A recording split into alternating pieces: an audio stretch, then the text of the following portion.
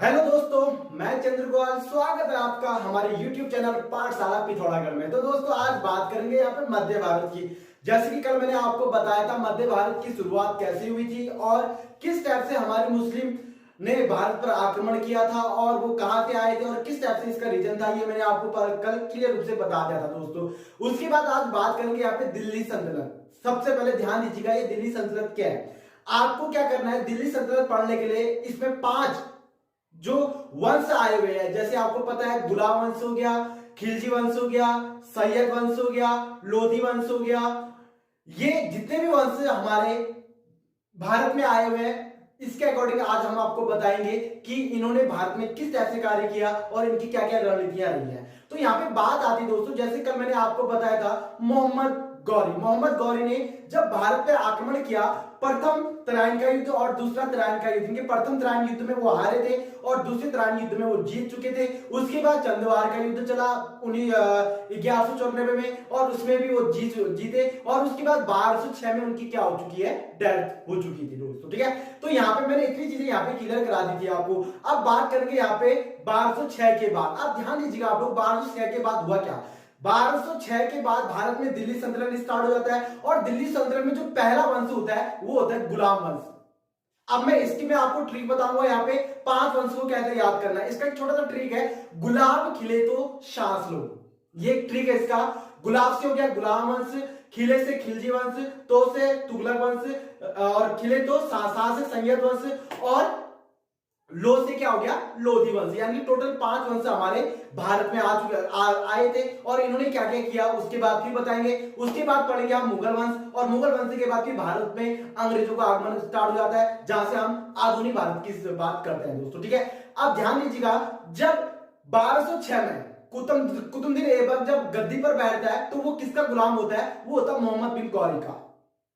मोहम्मद गौरी का जब वो गुलाम होता है और उसमें उसकी डेथ हो जाती है 1206 में, तो सारा गद्दी का जो राजपाट होता है वो किसके हाथ में आ जाता है, कुतुबुद्दीन ऐबक के हाथ में। कुतुबुद्दीन ऐबक का जो अर्थ होता है वो होता है चंद्रमुखी दोस्तों। ये आपको पता होना चाहिए, कभी पूछ भी लेता है कि कुतुबुद्दीन ऐबक का अर्थ क्या था, तो क्या था वो चंद्रमुखी दोस्तों। उनका कार्यकाल 1206 से 1210 तक रहा दोस्तों और 1210 में उन्होंने क्या क्या कार्य किए हुए ये मैं आप लोग को यहाँ पे बताऊंगा। पहले तो उनको एक नाम से जाना जाता था जिसका नाम था लाख बख्श। ये बहुत बार पूछा गया है कि लाख बख्श के नाम से किसे जाना जाता था, तो लाख बख्श के नाम से मोहम्मद कुतुबुद्दीन ऐबक को जाना जाता था दोस्तों। लाख बख्श का अर्थ होता है लाखों का दान देने वाला। उनका कार्यकाल 1206 से 1210 तक जब रहा तो उन्होंने बहुत अच्छा काम भी किया दोस्तों। गरीबों पे ज्यादा ध्यान दिया उन्होंने, अपने राजपाट को बहुत अच्छी तरह से चलाया। लेकिन चौगान खेलते समय 1210 में उनकी क्या हो जाती है, डेथ हो जाती है दोस्तों। ये चीज आपको पता होनी चाहिए। एक बात फिर क्वेश्चन ये पूछा जाता है कि भारत का पहला मस्जिद कौन सा है, भारत का पहला मस्जिद। तो भारत का पहला मस्जिद भी कुतुबुद्दीन ऐबक ने बनाया था और कुतुबुद्दीन ऐबक ने ही भारत का पहला मस्जिद बनाया था जिसका नाम था कुव्वत-ए-इस्लाम। कुव्वत-ए-इस्लाम भारत का पहला मस्जिद था और ये भारत का पहला मस्जिद भी किसने बनाया था, कुतुबुद्दीन ऐबक ने ही बनाया था। उसके बाद उन्होंने एक 2.5 दिन का झोपड़ा बनाया दोस्तों, ये भी आपको पता होना चाहिए। और सबसे बड़ी बात जो भारत में अभी भी अस्तित्व में है और पूरे विश्व में प्रसिद्ध है, कुतुब मीनार। कुतुब मीनार भी किसने बनाया था, आपका कुतुबुद्दीन ऐबक ने बनाया था दोस्तों। हालांकि वो पूरा नहीं कर पाए, उनकी आधे में उनकी डेथ हो चुकी थी, तो उसके बाद उनके दामाद ने बनाया और दामाद ने उसको पूरी रूप से बना के क्लियर कर दिया था दोस्तों। तो यहाँ पे 3 क्वेश्चन आप लोग के लिए इंपॉर्टेंट है। पहले 2.5 दिन का झोपड़ा, कुतुब मीनार और भारत का पहला मस्जिद कुव्वत-ए-इस्लाम, तो ये भी किसने बनाया था, आपका कुतुबुद्दीन ऐबक ने ही बनाया था दोस्तों। और 1210 में चौगान खेलते समय, यानी कि उस समय चौगान बहुत ज्यादा प्रसिद्ध खेल था जो घोड़े में बैठ के खेला जाता था, तो अचानक वो घोड़े से गिर जाते हैं और उनकी डेथ हो जाती है दोस्तों। उनका एक पुत्र था आराम शाह, लेकिन आराम शाह जब कुतुबुद्दीन ऐबक की डेथ हो जाती है तो आराम शाह को गद्दी पर बिठा दिया जाता है दोस्तों। लेकिन उनका कार्य अच्छा ना होने के कारण 8 महीने वो पूरे गद्दी पर बैठे थे और उनके दामाद कुतुबुद्दीन ऐबक के दामाद का नाम था इल्तुतमिश। और इल्तुतमिश क्या करता है, आराम शाह की हत्या कर देता है और वो फिर अपने उसके गद्दी पर बैठ जाता है दोस्तों। तो बात यहां पे आती है 1206 में कुतुबुद्दीन ऐबक बैठा गद्दी पर और गद्दी पर बैठने के बाद गुलाम वंश की उन्होंने शुरुआत की और 1206 से 1290 तक गुलाम वंश कंटिन्यू चलता रहा दोस्तों। ये आपको पता होना चाहिए। उसके बाद बात करें यहाँ पे कुतुबुद्दीन ऐबक की, तो कुतुबुद्दीन ऐबक आपको क्लियर होना चाहिए कि 1206 में गद्दी पर बैठा, 1206 में उसकी डेथ हो गई और उन्होंने एक कुतुब मीनार की स्थापना की, मतलब शुरुआत की। उसके बाद कुतुब मीनार के साथ 28 दिन का झोपड़ा बनाया और भारत का पहला मस्जिद कुव्वत इस्लाम भी कुतुबुद्दीन ऐबक के द्वारा ही बनाया गया था दोस्तों। उसके बाद 1210 में जैसे चौगान खेलते से उनकी डेथ हो जाती है, तो उसके बाद उनका बेटा यानी कि आराम शाह गद्दी पर बैठता है। वो मात्र 8 महीने गद्दी पर बैठता है और उसको उसकी हत्या कर देता है कौन? उनका दामाद इल्तुतमिश। और इल्तुतमिश फिर गद्दी पर बैठता है जिसका कार्यकाल 1211 से लगभग 1236 तक रहा दोस्तों। और 1236 में इल्तुतमिश की भी क्या हो चुकी थी? डेथ हो चुकी थी दोस्तों। उसके बाद भारत का पहला महिला शासक जो बैठी थी दोस्तों, उनका नाम था रजिया सुल्तान। तो रजिया सुल्तान इल्तुतमिश की ही क्या थी? बेटी थी। लेकिन आप यहां पे मैं थोड़ा सा इल्तुतमिश के बारे में डिस्कस करूंगा। इल्तुतमिश ने बहुत अच्छा काम किया दोस्तों। पहले तो मैं आपको बता दूं, उन्होंने भारत में मंगोलों को आक्रमण से बचाया था। मंगोल उस समय बहुत ज्यादा ताकतवर हुआ करते थे, तो उनको भारत में आक्रमण करने से किसने बचाया था? तो बचाया था इल्तुतमिश ने। और भारत में तीसरा तराइन का युद्ध, ये शायद आप किसी बुक में देख लीजिएगा, वहां पे आपको नहीं मिलेगा। ये सिर्फ पीसीएस की बुक में दिया गया है कि तराइन का तीसरा युद्ध कब हुआ था। तो ये भी मैं आपको बता दूं, तराइन का जो तीसरा युद्ध हुआ था वो इल्तुतमिश और चंगेज खां के बीच हुआ था दोस्तों। और ये कब हुआ था? 1215 में।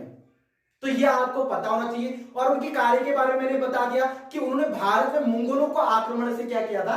बचाया था दोस्तों। और 1236 में उनकी क्या हो जाती है? डेथ हो जाती है दोस्तों। ठीक है। उसके बाद भारत में इल्तुतमिश के बाद उनका बेटा बैठता है रुकनुद्दीन गद्दी पर बैठता है। लेकिन उसके गद्दी पर बैठने से राज्य की जो जनता होती है वो खुश नहीं होते दोस्तों। तो इसलिए रुकनुद्दीन को हटाने के बाद उनकी बेटी रजिया सुल्तान गद्दी पर बैठती है 1236 से 1240 तक। ये था गुलाम वंश का रीजन दोस्तों। मैंने गुलाम वंश का जो मैंने बताया आपको, वंशवाद रहता था। पहले कुतुबुद्दीन ऐबक बैठता है, उसके बाद उनका बेटा आराम शाह बैठता है, उसके बाद उनका दामाद बैठता है इल्तुतमिश। और इल्तुतमिश की जो बेटी होती है रजिया सुल्तान, वो 1236 से 1240 तक गुलाम वंश की गद्दी यानी कि जो गुलाम वंश का दिल्ली सल्तनत होता है उसको संभालती है। लेकिन 1240 में भी वो प्रेम विवाह करती है और प्रेम विवाह करने के साथ उसकी जो सेनापति होती है जिनका नाम बलबन था, वो उनकी क्या कर देते हैं? हत्या कर देते हैं दोस्तों। इस टाइप से रजिया सुल्तान भी अपनी गद्दी से हट जाती है। तो इस टाइप से रीजन रहा था गुलाम वंश का। तो आप लोगों को आज मैं इतना ही बताऊंगा। गुलाम वंश की शुरुआत 1206 से 1290 तक हुई थी। 1206 में पहली बार कुतुबुद्दीन ऐबक गद्दी पर बैठा, जिसने कुतुब मीनार, कुव्वत इस्लाम और 28 दिन का झोपड़ा बनाया था। और उनको एक नाम से जाना जाता था जिसका नाम क्या था? लाख बख्श मतलब लाखों का दान देने वाला। और 1210 में जैसे उनकी डेथ हो जाती है, उसके बाद आराम शाह गद्दी पर बैठते हैं। आराम शाह को हत्या करने के बाद उनके जो दामाद होते इल्तुतमिश गद्दी पर बैठते हैं दोस्तों। तो ये था आज रजिया सुल्तान तक की सारी मैंने बारीकियां आपको बताई। और ये हमारे एग्जाम में जो इंपॉर्टेंट क्वेश्चन होते हैं, जो आपसे पूछे जाते हैं, बस वही मैंने आपको यहाँ पे बताया है दोस्तों। अगर आपको इससे आगे वीडियोस कंटिन्यू देखने हैं तो दोस्तों आप लोगों से फिर मेरा विनती है कि आप लोग हमारे चैनल को सब्सक्राइब कीजिएगा, साथ में लाइक करना बिल्कुल भी ना भूलिएगा। क्योंकि कल का जो टॉपिक रहेगा हमारा वो रजिया सुल्तान के बाद रहेगा। और रजिया सुल्तान से जो अंतिम शासक था शम्भुद्दीन, 1290 में वो गद्दी पर बैठा था और उसी के शासन के कारण गुलाम वंश की समाप्ति हो चुकी थी। उसके बाद खिलजी वंश स्टार्ट हो जाता है दोस्तों। तो ये टॉपिक हम कल नेक्स्ट वीडियो में क्लियर करते हुए लेके चलेंगे। लेकिन आप लोगों से फिर रिक्वेस्ट है मेरा कि आप लोगों को जहां पे कंफ्यूज होता है आप हमें कमेंट बॉक्स में जरूर बताइएगा, ताकि हम आपको कंटिन्यू यहाँ पे क्लियर करते हुए लेके चलेंगे। तो जय हिंद, जय भारत, जय उत्तराखंड।